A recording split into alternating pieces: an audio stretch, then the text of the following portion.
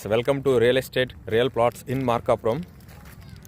మనకు రియల్ ఎస్టేట్లో మార్కెట్ అంచనా తర్వాత ఇవి కూడా చాలా అవసరము.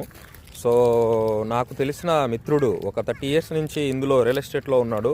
అతను మంచి అనుభవజ్ఞుడే. ఒక చిన్న నిర్ణయం వల్ల అతనికి ఒక 10 లక్షల వరకు లాస్ వచ్చాయి.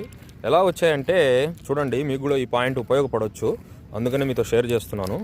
అతను ఒక 1 year బ్యాక్ ఒక ప్లాట్ కొన్నాడు అనమాట. మంచి నిర్ణయంతోనే మంచి ప్లాట్ కొన్నాడు. మార్కెట్ రేట్ కూడా బాగానే ఉంది. ఆ ప్లాట్కి రోడ్డుకి దగ్గరలోనే ఉంటుంది. ఏమైందంటే సడన్గా జిల్లా అన్నారనమాట. జిల్లా అన్నాక అతను ఒక అంచనా పెట్టుకున్నాడు, ఈ రేటుకి అయితే అమ్ముదాము అని. ఇంకా ప్రీవియస్గా ఉన్న వాళ్ళంతా వచ్చేసి ఆ రేటుకి ఒక 100, 200, 300 తక్కువ అడుగుతూ ఉన్నారనమాట. సరే ఓకే అమ్ముదామా వద్దా అనేసరికి జిల్లా అన్నారనమాట. అనగానే అతను ఏం చేశాడు, అతను వచ్చి ఇంకో 200 పెంచి నాకు ఇచ్చేయన్నా, ఇది ఈ రేట్ని నువ్వు అనుకున్న ఎప్పుడో 1 year నుంచి నువ్వు అనుకున్న రేట్ ఇప్పుడు వచ్చింది కదా అని అనేసాడు. సో ఇతను ఏం చేశాడు, ఎంబడే డీల్ ఓకే చేశాడు, అగ్రిమెంట్ రాశాడు. ఎప్పుడైతే ఇతను అగ్రిమెంట్ అయిన ఒక 1 week తర్వాత అతని ప్లాట్ ఆనుకొనే ఒక మంచి వెంచర్ పడింది, 2 acres. మార్కాపురంలో ఉన్న వాళ్ళకి ఇది తెలిసే ఉంటుంది ఆ వెంచరు, పొలరమ్మ ఎదురుగా. సో ఆ వెంచర్లో వచ్చేసి ప్లాట్లు విపరీతంగా అసలు లేవు, మొత్తం సేల్ అయ్యాయి అనమాట.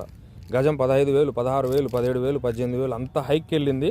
జిల్లా అన్నారు. చుట్టుపక్కల జనాలంతా మన మార్కాపురము, ఖమ్మము, తర్లుబాడు, తర్వాత గిద్దలూరు నుంచి జనాలంతా వచ్చి ఆ వెంచర్లో ప్లాట్స్ అన్నీ కొన్నారు.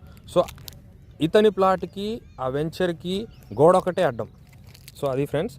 సో ఇతను వచ్చేసి దగ్గర ఆ ప్లాట్లో ఒక తక్కువలో వేసుకున్నా కానీ 10 లక్షలు లాస్ అయ్యాడు అనమాట.